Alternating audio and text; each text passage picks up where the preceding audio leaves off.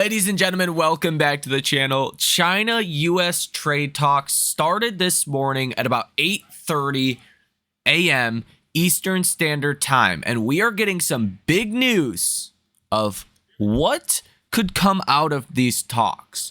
Okay, I'm just gonna cut through the BS for you. We talked about this over this weekend, and it's going to be the catalyst that pushes stocks to new all-time highs. Okay, I will share all of the headlines with you, all of the breaking news with you in this video, and give you an overview of what's happening in markets, as well as the economic data today and the data coming out tomorrow. So do me a quick favor before we get into all of this information. Hit that like button, as well as subscribe to the channel if you have not done so already, and let's get started. First things first, we talked about this extensively over this weekend, but here's the headline. Trump allows flexibility on China export controls. Before U.S.-China trade talks in London, President Trump authorized negotiators to ease recent export restrictions on key technologies. This move, driven by China's rare earth controls, is an unprecedented use of export controls as trade leverage. Restricted items include jet engine parts, chip-making software, and ethane for plastics, critical for China's industries. I said over this weekend, how this ends is with China giving us rare earths and the US giving China semiconductors from NVIDIA. That is how this ultimately ends. Boom. Then you get a trade deal. So they're talking right now, and we're just essentially waiting for the headlines. Okay, there's going to be a headline at some point in the next 24 to 48 hours. There's talks, rumors that maybe these negotiations are going to extend into tomorrow. Some people, like the White House senior advisor Hassett, says that he expects the talks to be short. Some people think they're going to be long and take multiple days. I don't know, but in the next 24 to 48 hours, you're likely going to get a trade deal with China, and you're likely going to see NVIDIA be able to sell in the Chinese market. That is going to power stocks to new all-time highs. Now, what's very fascinating about that is Wall Street, they don't want to get bullish on stocks right now, because if the rally was going to fail, it's going to fail about right here. Okay? Because why? When you hit a new all-time high, it's typically not the last all-time high that you're going to hit, right? Think about even like look at any instance. Okay? If you're going to fail, it's before you breach a new all-time high. You fail, but once you breach a new all-time high, you tend to hit multiple new all-time highs therefore afterwards. Same here. You fall, you boom. You hit a new all-time high, and you hit many new all-time highs after that. Okay? You can look at any other instance. But normally, you don't just hit one all-time high. Normally, when you hit a new all-time high, it keeps going, right? Whereas, again, if you're going to fail a retest of all-time highs, it's going to happen before you hit a new all-time high. So roughly somewhere around where we are. I think when we get the news, again, that NVIDIA can sell in China, that's going to push us to new all-time highs. That's going to be a massive catalyst for markets. This is not out of the blue, though. We've seen stocks react weird last week. Okay, we've seen CoreWeave, Nebius, we've seen APLD, we've seen even NVIDIA and semiconductors and AI stocks do very well last week, especially on Thursday and Friday. That's what kind of led me to the suspicion that we were going to lift some of the restrictions on NVIDIA. Again, just to be clear, this has not happened yet, but it's likely going to happen in the next 24 to 48 hours. Whenever we start to get headlines from trade talks, okay, could be tonight, could be tomorrow night, don't know. But that's going to be a massive catalyst, I think, that pushes stocks to new all-time highs pretty quickly. You're only about 2% away from all-time highs, and I think with, some good news like that, lifting export controls on both sides, you'll probably get to new all-time highs upon that news. you'll probably see a 2+% day for the S&P, in my opinion. Now, as you guys already know, I think we're going to have a 20% rally into year end. I think that takes the S&P to about 700. That's only Wells Fargo's target is higher, and it's at about 707.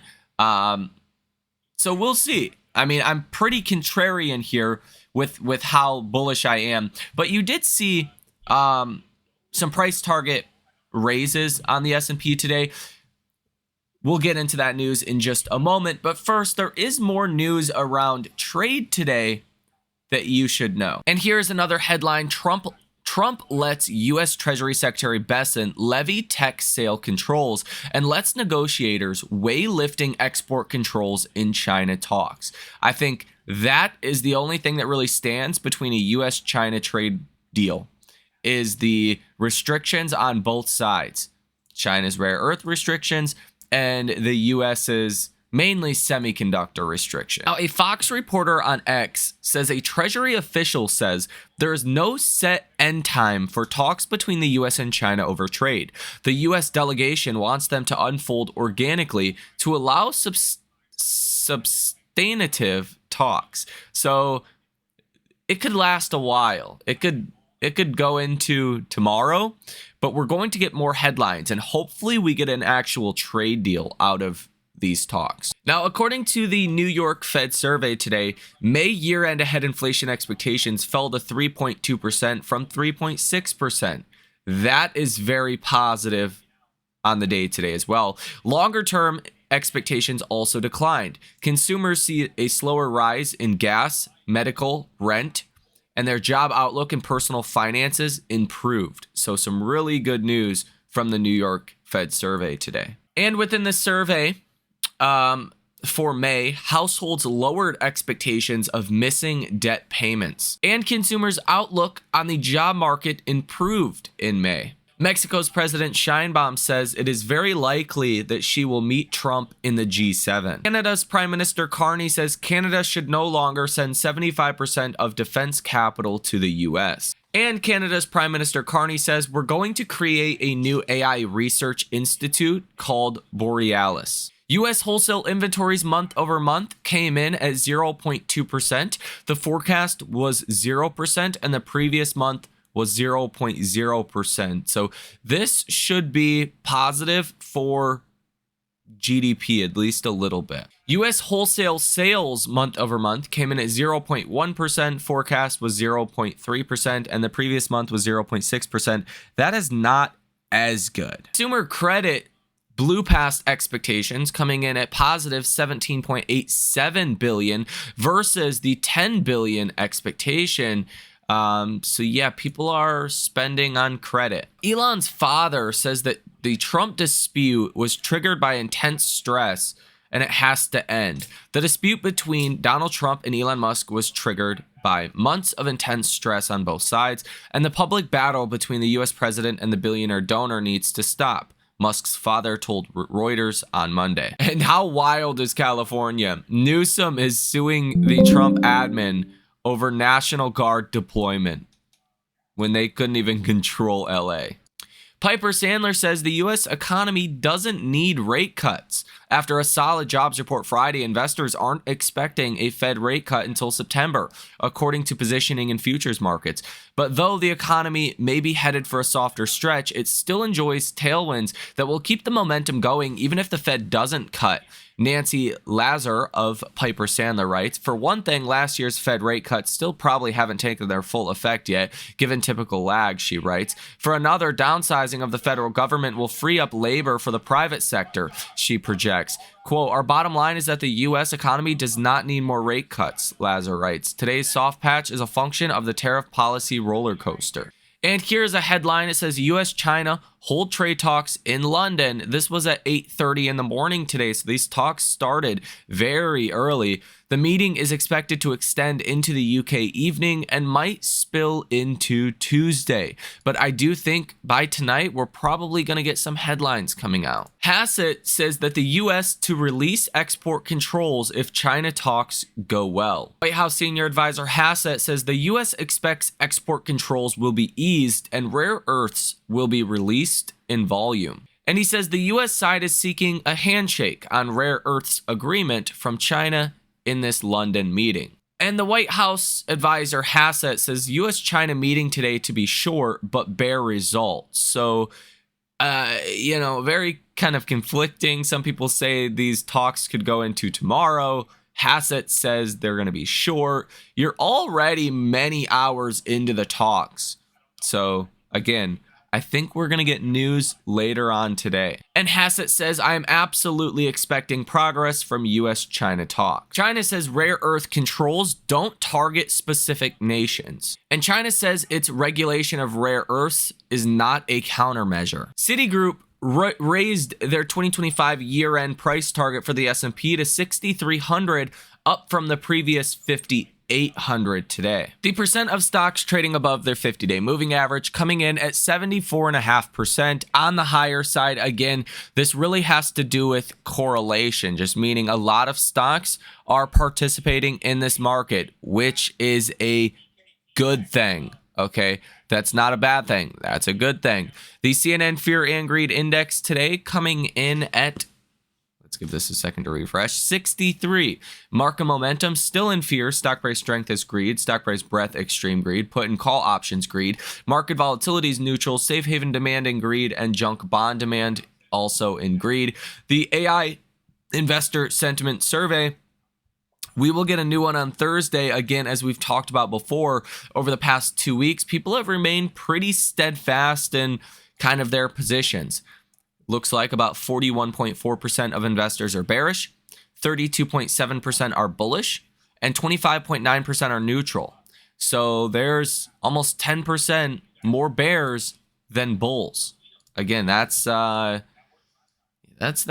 of wild. Now, tomorrow, we don't have much for economic data. We do have the NFIB Business Optimism Index, Redbook year over year, a 3-year bond auction. But that's pretty much it. On Wednesday, you have CPI, core, and headline. You're expecting inflation's going to go up a little bit, but not too much. I actually think inflation's going to come in on the low side, so I think that's going to be a positive catalyst for markets. But again, we'll have to wait and see. Thursday, you're going to get PPI month over month. And then Friday, you're going to get Michigan consumer sentiment. So there is some data throughout this week, especially CPI on Wednesday, that can and will be important.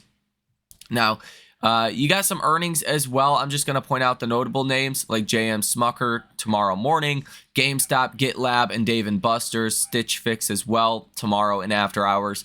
Wednesday pre-market, Chewy and Victoria's Secret. In after hours, you have Oracle. Thursday, you're going to have Adobe and Restoration Hardware. So let me know what you guys think about all of this information down below in the comment section. Let's just be honest with ourselves. From an objective, just technical perspective, it looks like markets want to go higher here. It looks like we're gearing up for a leg up. And it's really looked that way ever since June 3rd, when you broke above this downtrending mini trend line that I drew on the chart. You broke above that, and ever since, it's like we're coiling, getting ready for a bigger breakout to the upside. So, and again, that's when hedge funds and institutions will have to position into markets, because again, all-time highs tend to lead to more all-time highs. So let me know your thoughts on all of this down below in the comment section. Ladies and gentlemen, have a fantastic rest of your day, and I will see you in the next one.